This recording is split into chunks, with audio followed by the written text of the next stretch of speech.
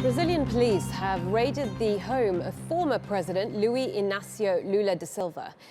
It was part of an investigation into suspected corruption at state oil company Petrobras. Federal prosecutors have been looking into whether Lula received gifts and favors from two engineering companies linked to Petrobras. Lula was president of Brazil from 2003 until 2010. Let's get more on this with TRT World's editor-at-large, Craig Copetas. He joins me in the studio.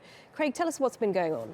Well, Marlene, what's really interesting about this is that before he was president, Lula was a union leader, as is the current president.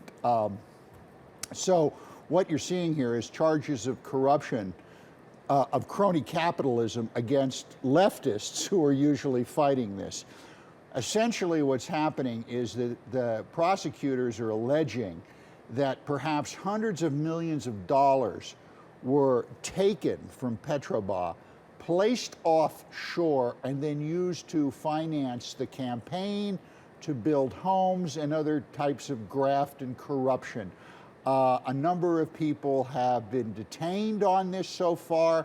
It has completely paralyzed the country. And now's not a time for this paralysis with all of the economic problems going on. Of course, the Olympics coming up, and God knows the Zika virus. This is massive that they've actually gone into his home to do this. So give us a sense of how wide this scandal reaches. Oh, it reaches into the inner sanctum of the Workers' Party.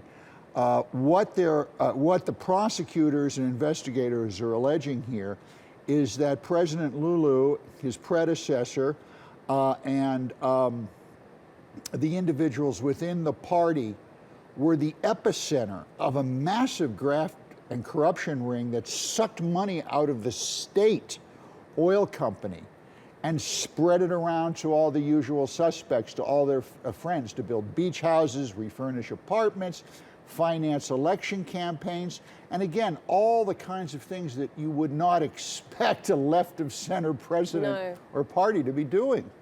The Workers' Party, in fact, has been charged, alleged, I should say. The allegations are that they took hundreds of millions of dollars and actually stashed it in offshore accounts. The same offshore accounts which back in Brasilia they say, we have to get rid of these offshore accounts so everyone can pay their taxes.